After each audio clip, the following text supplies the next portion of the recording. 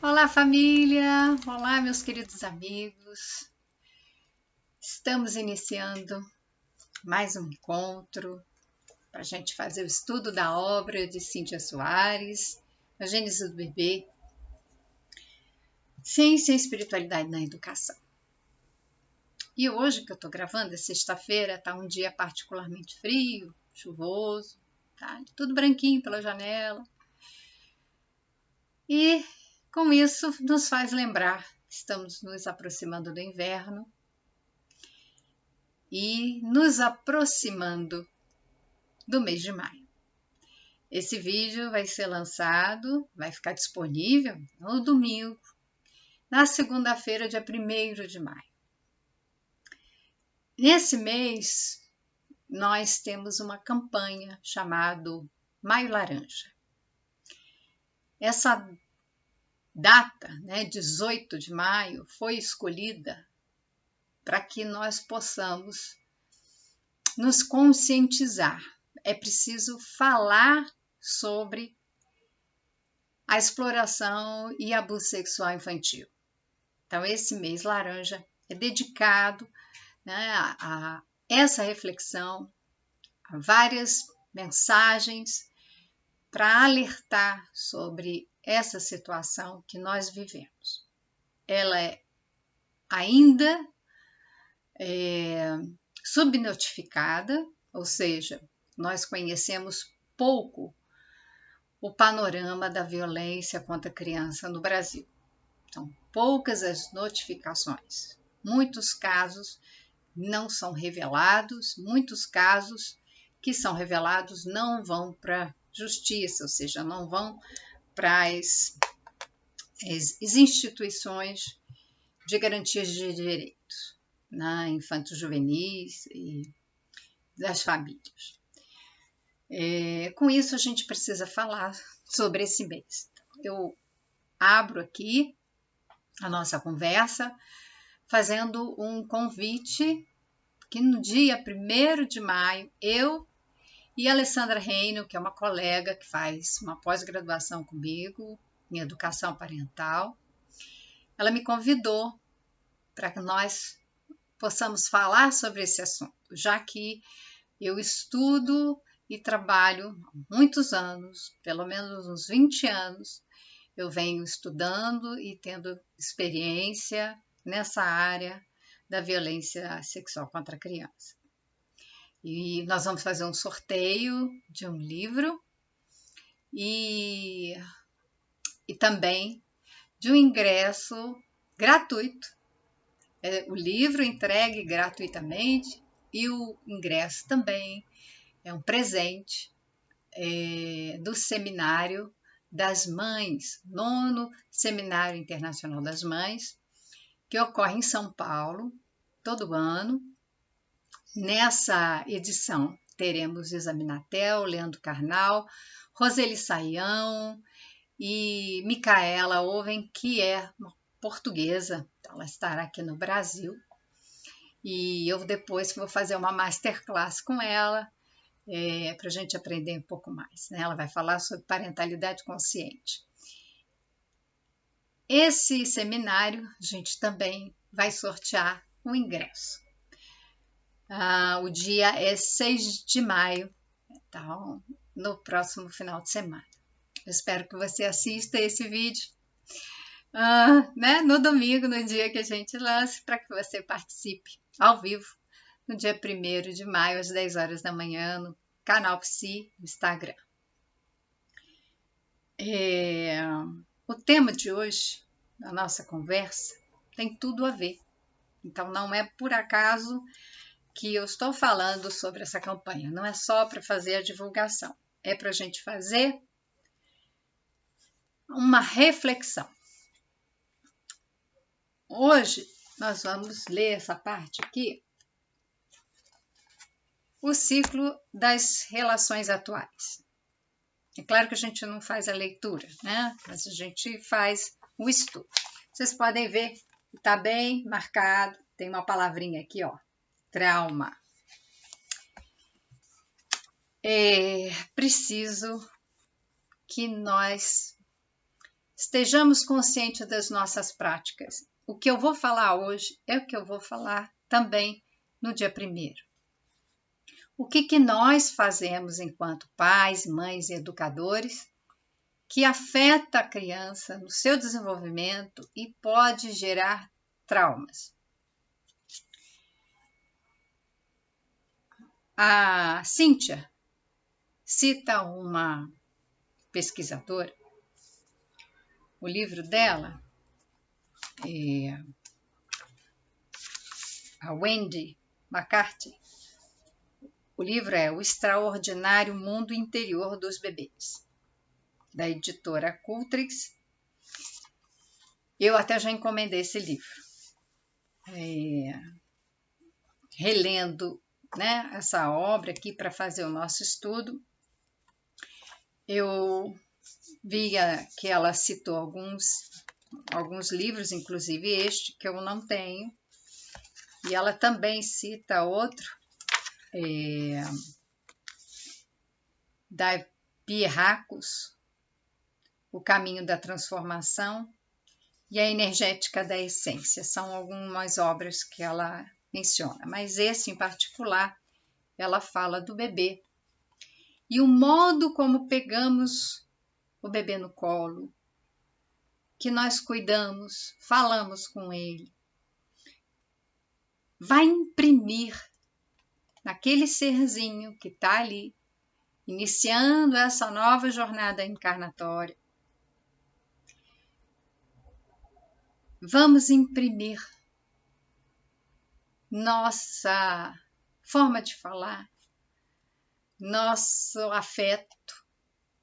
Nós vamos passar a linguagem, a cultura. A cultura está ali impregnada na linguagem, nas nossas crenças. Se a gente tem um entendimento da espiritualidade, que é o caso aqui, nós vamos entender que é um padrão vibratório. Nós vamos imprimir na criança, envolvê-la com o nosso padrão vibratório. Se nós estamos felizes, isso vai ser transmitido. Aquele bebê vai sentir aquela vibração de alegria, de tranquilidade. O bebê também vai sentir quando houver briga, discussão, violência, quando os pais, os cuidadores estão com problemas, estão tristes, estão com raiva. Criança não sabe se está triste ou com raiva por causa dela, mas ela vai perceber o clima afetivo que está ali no ambiente. Então eu vou ter que lembrar Montessori, claro. Montessori é fundamental e seus estudos estão sendo comprovados pela neurociência, porque ela observou, né, os bebês e ela fala dessa mente absorvente. Até os 3 anos de vida, os 3 primeiros anos, a mente absorvente é inconsciente. Aquele ser que está ali, é o espírito, aquele corpo, que ele não pode se expressar. Então, o espírito está limitado. É para ele receber essas impressões. É exatamente para isso. Por isso que ocorre. Por isso que o bebê, nos 3 primeiros meses, tem uma mente absorvente, inconsciente, porque ele não tem ainda o controle. Emmanuel fala que nós estamos nessa condição de uma hipnose terapêutica, porque é para ser cuidado. Aquele espírito, nos 3 primeiros anos de vida, num grau extremo de dependência física, ele precisa ser cuidado, física e emocionalmente. Então, nós precisamos perceber o que nós estamos fazendo com as nossas crianças, com os nossos bebês. E se ela percebe todo o campo vibratório, todos os afetos, e ela está recebendo sem qualquer barreira, sem qualquer filtro, ela absorve.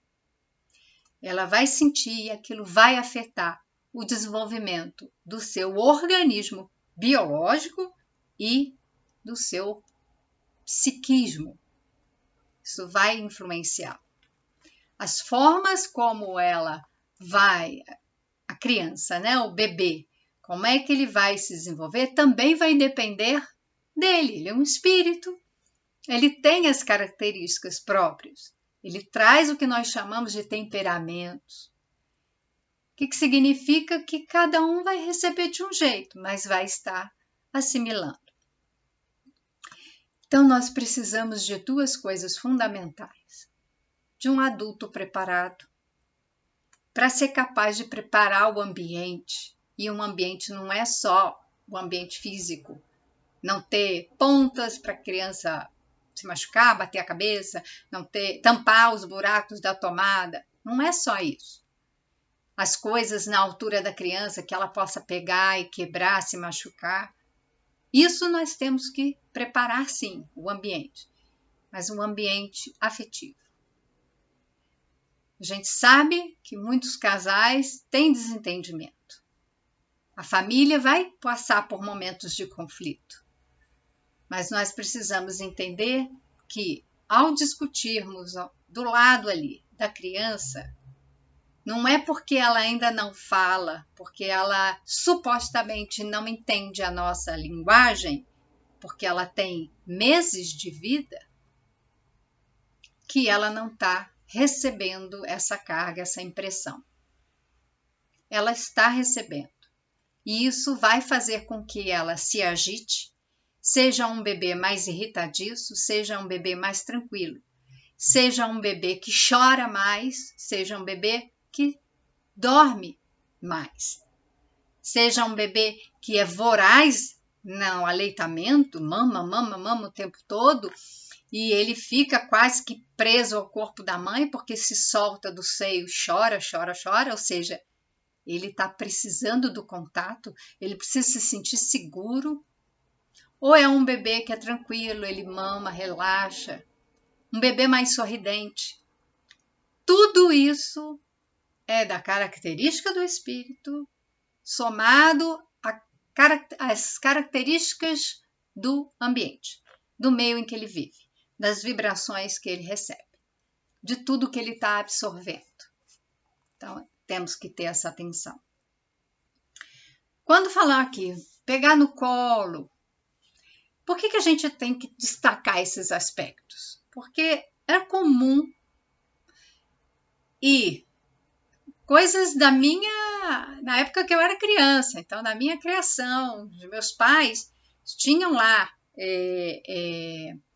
livros que diziam para não pegar a criança no colo, para ela não ficar mimada, deixar a criança no berço chorando. Isso eu tenho lidado com pais que ainda praticam isso. No meu trabalho de educação parental com crianças pequenas, né, pais com crianças pequenas, ainda praticando esse tipo de educação, entre aspas, que acha que a criança está chorando de manha e que ela tem que aprender a dormir sozinha, deixada no berço, chorando até dormir. Isso é o maior dos enganos. Deixa eu explicar. E ela fala isso, tá? Eu estou falando disso porque está aqui no livro, mas é importante que a gente entenda o mecanismo. Conhecendo hoje o desenvolvimento do cérebro de um bebê, o que acontece quando o bebê chora? Vamos pensar. Por que nós choramos? Porque nós temos uma emoção que nos leva às lágrimas. O bebê, ele não se comunica. Ele não sabe a linguagem. Ele não sabe pedir ajuda. Ele não pode falar: "Ô, mamãe, me ajuda, eu quero ficar no seu colo porque eu estou com medo, porque eu estou me sentindo sozinho." Ele ainda não fala. E se a gente voltar o nosso olhar para o que há na natureza, o que é natural dos mamíferos, então vamos observar. Quando nasce um filhotinho mamífero, seja da baleia, seja de um macaco, até vou um pouquinho além, né? Saindo dos mamíferos, porque nós somos mamíferos, mas vamos sair. Quando eu estava fazendo faculdade de psicologia, nós tivemos uma aula no laboratório e o professor nos surpreendeu, porque quando entramos na sala de aula, havia uma galinha e um monte de pintinho. E aí, né? O que é isso? O que está acontecendo, né? E ele começou a mostrar o comportamento desses animais, né? A galinha ao lado dos pintinhos, os pintinhos estavam tranquilos, ali, junto dela. Quando esses pintinhos foram recolhidos e colocados dentro da pia, tá aquela bancada de alumínio, né, de um laboratório, e a pia ela é abaixo do nível da bancada. Eles foram colocados ali e a galinha retirada da bancada. Eles ficaram sozinhos, no fundo, sem ver a galinha. O que começou? A piar. Piar, piar. Eles piaram, piaram. É o cachorrinho também, quando nasce, que se afasta da mãe, ele late, ele fica ganindo, chorando. É a forma que os animais têm para chamar ali, vamos dizer assim, a mãe, né? O animal fêmea, aquele que está cuidando, aquele que está protegendo, aquele que garante a segurança física. Então é um instinto, não é manha. Nós nascemos com esse instinto de sobrevivência. O bebê se comunica através do choro. E se ele está afastado da figura de proteção, a figura de referência, em geral, é a mãe, porque existe um processo de gestação fora do corpo. Eu falo isso para quem quiser acompanhar também lá no Instagram, no canal Psi, eu faço uma leitura, já fiz acho que o convite para vocês, da obra de Anuks Korczak, Como Amar uma Criança. Essa semana eu falei desse aspecto, né? De que a gente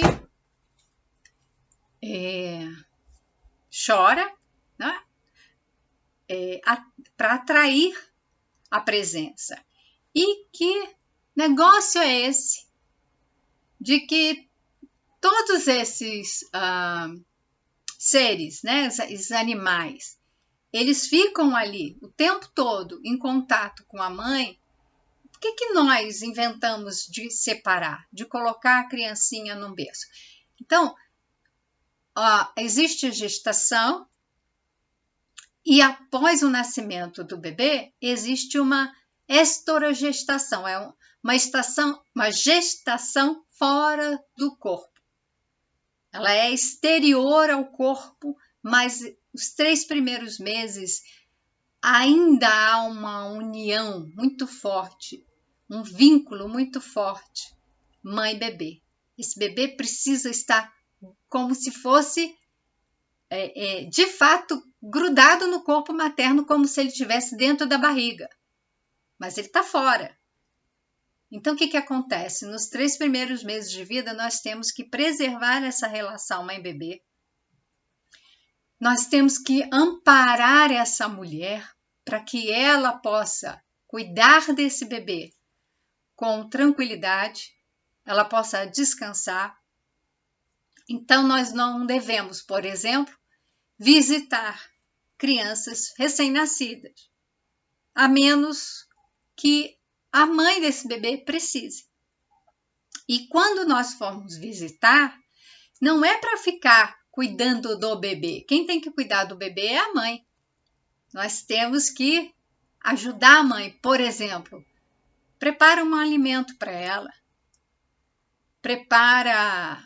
leva pronto para ela, né, uma comida, ou se você tem intimidade, chega na casa dela, faz uma limpeza, prepara o alimento, deixa ela, fala, ó, senta aqui, vai comer, enquanto você estiver comendo, eu vou olhar o seu bebê. Não é esperar chegar na casa ali como fosse uma visita e que a mãe, além de ter que cuidar de si, do bebê, da casa, das coisas, ainda tem que preparar um bolinho com café para dar para visita. Não é disso que ela precisa nos 3 primeiros meses de vida do bebê. Eu vou ser tia de novo, né? Provavelmente semana que vem a minha sobrinha vai estar nascendo. E eu já avisei ao meu irmão. Me avisa quando você quiser que eu vá, quando eu puder ir. E fica muito à vontade, porque eu sei que não são os primeiros dias.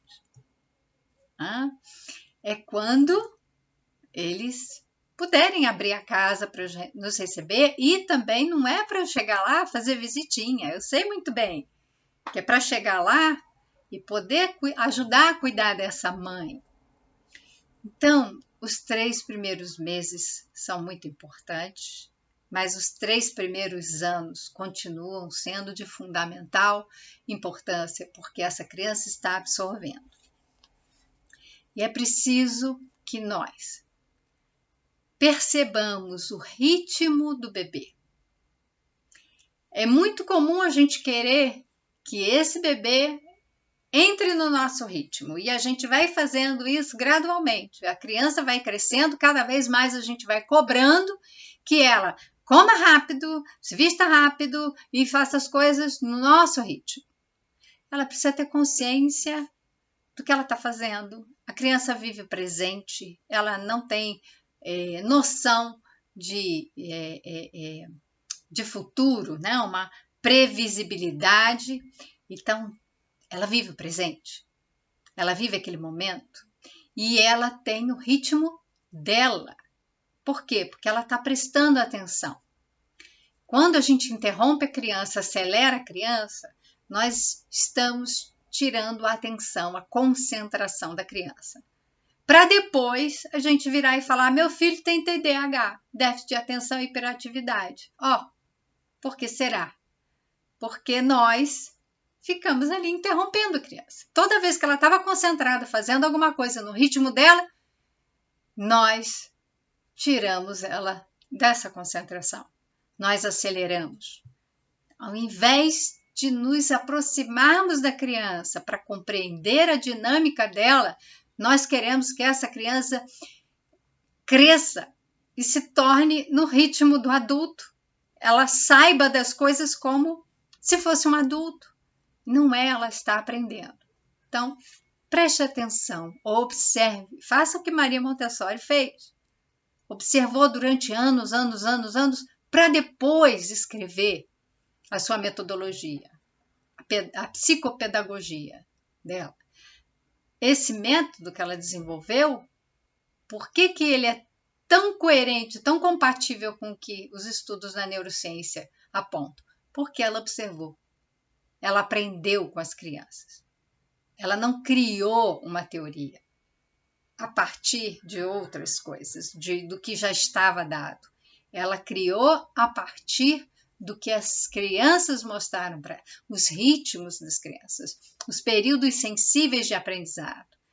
Então, é isso que nós temos que passar essa viradinha de chave, é mudar a perspectiva e aprender no ritmo da criança, aprender com os sinais da criança, perceber os períodos sensíveis que a criança precisa de determinados estímulos. Então, uma coisa fundamental que o bebê precisa, que a criança precisa, interação. Ela não nasceu como os animais para ficarem sozinhos. Não nessa fase. Na fase adulta, que eles possam procurar o alimento sozinho. Já pensou que o cérebro nosso cérebro, ele vai se desenvolvendo até os 24 anos. Então, se considerarmos isso, os nossos filhotes, os filhotes humanos, só estariam prontos para sair de casa e viver a vida adulta após os 24 anos. E é isso que a gente vai encontrar no livro do neurocientista Daniel Siegel, O Cérebro do Adolescente. Ele tem o livro O Cérebro da Criança e tem esse livro O Cérebro Adolescente. E ele diz que a infância é dos 0 aos 12 e a adolescência é dos 12 aos 24. Então, se você acha que com 18 anos é adulto, se entender pelo desenvolvimento cerebral, não é. Ainda não é. 24 anos você ainda tem um adolescente na sua casa. Você ainda tem um adolescente que pode ser impulsivo, porque a parte do córtex cerebral, que fica aqui nessa região frontal, que é responsável pelas funções executivas, né? O raciocínio lógico, abstrato, questão moral, a empatia, tudo isso está em desenvolvimento. Desde os 6 anos está em desenvolvimento,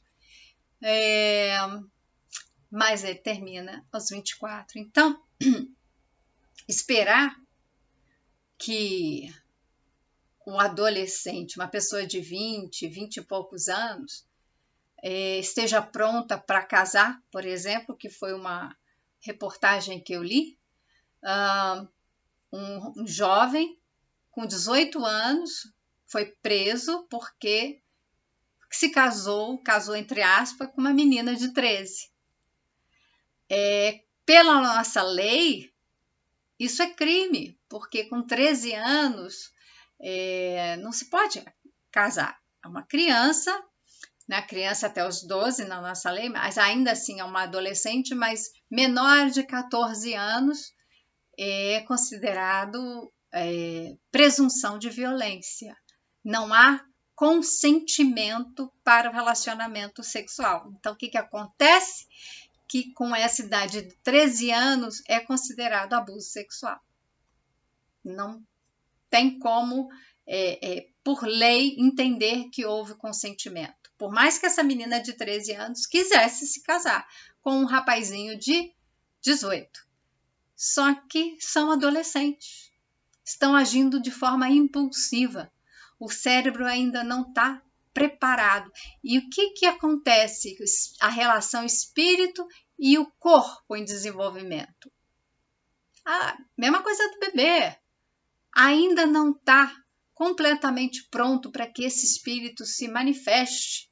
É um corpo que limita as suas funções. Então, é um corpo que limita as funções executivas do espírito. Ele não tem ainda plena capacidade de raciocinar. De modo geral, tá? Eu estou falando em termos gerais, o que a neurociência fala, que esses estudos falam. É claro que a gente vê espíritos cada vez mais evoluídos, encarnando, para dar uma guinada aqui na evolução, na transição planetária. Tá? Mas ainda é coisa rara. Nós estamos falando de um modo geral, né? Uma forma que a gente está descobrindo que ocorrem esses processos. São processos biológicos e psíquicos. Então, do espírito, né? Psique, a alma. Então, são processos psíquicos que estão atrelados ao ambiente em que essa pessoa vive e ao biológico. Então, tudo isso influencia. Então, nós precisamos, junto ao nosso bebê, perceber essas condições do ritmo, do seu desenvolvimento, a interação social, ele precisa do contato social, ele precisa do contato pele a pele, e o nosso amor. redundante falar que precisa do nosso amor. Né? A gente pode dizer, eu amo meu filho, mas como é que você está expressando esse amor? Então, vamos lá. Ela fala aqui num trechinho, a McCarthy, que se os primeiros choros do recém-nascido não têm resposta, a psique interpreta isso como se não houvesse alguém ali. Por conseguinte, um choro sem resposta leva a um ferimento profundo na alma. Então, nós vamos precisar entender essa frase. O que é um choro sem resposta? Nós falamos em essa resposta, né? A capacidade dos pais responderem. Então, a responsividade parental ou sensibilidade parental é outra também expressão que diz a mesma coisa. Estarmos sensíveis àquela comunicação do bebê.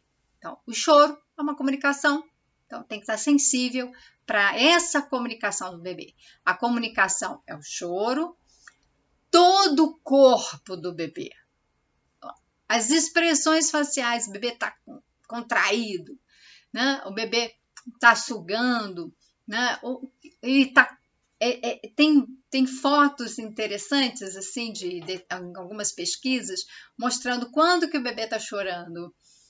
Quando ele está com cólica, porque ele contrai, ele está com dor na região, né, do abdômen.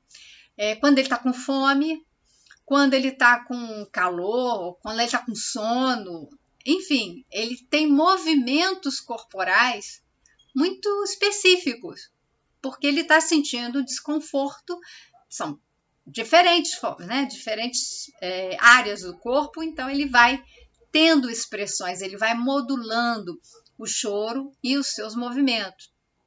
Está atenta, observando, a gente aprende. Por isso que olha e fala assim, ele está chorando porque está com cólica, ele está chorando porque está com sono. Isso, com a sensibilidade materna e paterna dos cuidadores, é que eles vão, né, nós vamos aprender. Então, é ser responsivo, poder olhar e responder àquela demanda do bebê, aquilo que ele está precisando.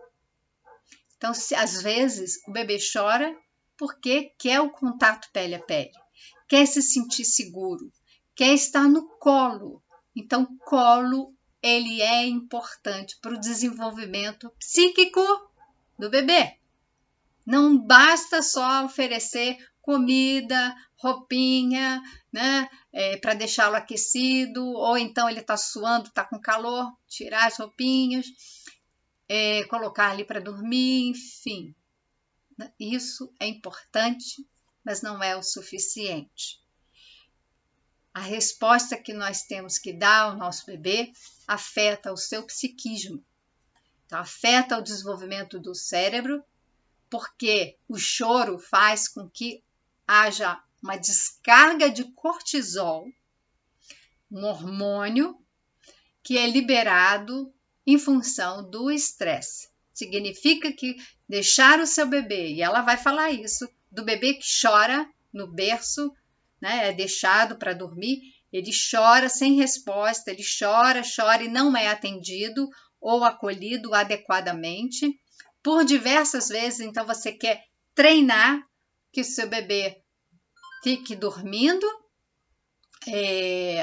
sozinho, então que você coloque ele no berço, ele durma, só que ele chora, então ele começa a entrar num estresse. E quanto mais ele chora, mais estressado ele fica, mais o cortisol toma conta do seu organismo, vai entrar num nível tóxico, que começa a destruir os neurônios que estão se formando no cérebro. É esse o prejuízo que a gente sabe hoje. Então, bebê quando chora de vez em quando, ok, não tem problema, mas deixá-lo chorando constantemente, também tem uma coisa. Se a gente pede ajuda, e ninguém aparece. Eu chamo de novo, ninguém vem. Eu tô chamando. Então eu chamo a minha mãe, chamo meu pai, então eu chamo qualquer pessoa para ajudar. E ninguém vem. O que acontece?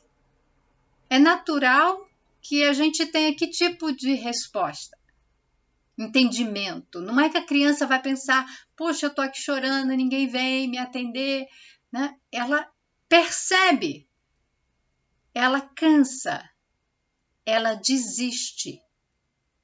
E ela vai aprendendo, não é a dormir sozinha, ela vai aprendendo a desistir de pedir ajuda. Ela vai aprendendo a ficar insensível à própria dor, à própria necessidade. Ninguém vem mesmo? Eu estou chamando, ninguém me dá atenção? E disso vai começando a complicar, porque eu não sou atendida, então eu choro, não recebo atenção, carinho, conforto, consolo, cuidado, então eu não sou amada. Com isso, nós desenvolvemos uma ferida profunda na alma. Sabe o que significa trauma? Trauma significa ferida. Então, uma ferida, um ferimento profundo na alma é um trauma.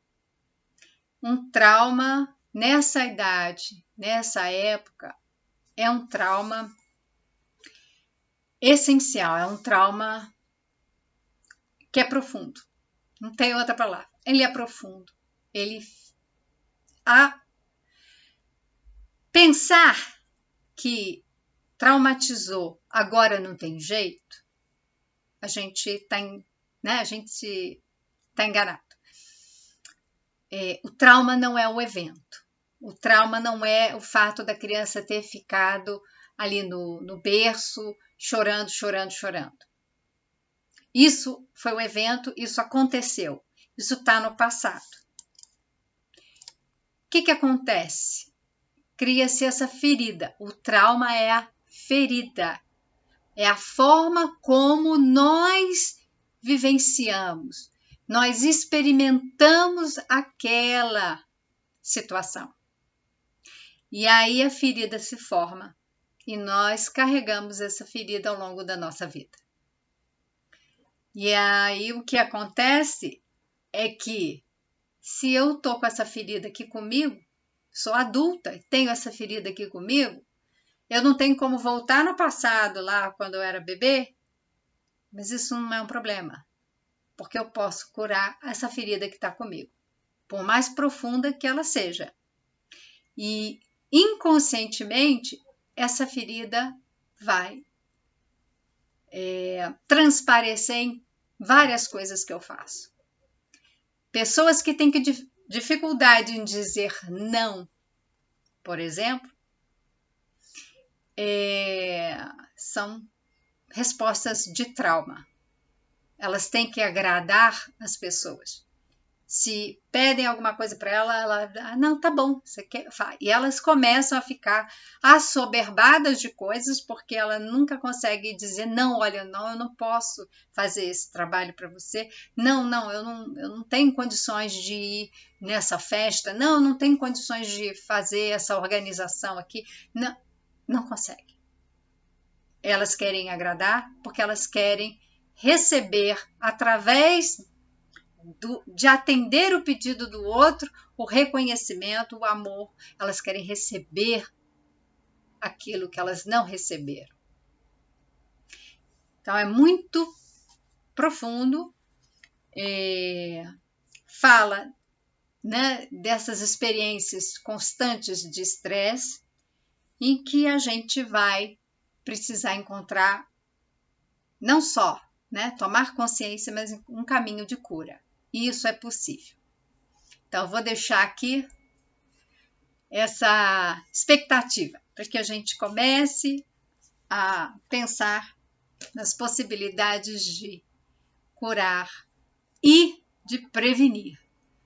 Então, vamos pensar, dia 1º está aí o convite, pensar em formas de mudar o nosso estilo de educação, né, o estilo de educação parental, para que nós não criemos situações que vão lá ferir a alma das nossas crianças. Tenham todos um domingo de paz, uma ótima semana, que Deus nos abençoe e a gente se vê no próximo encontro.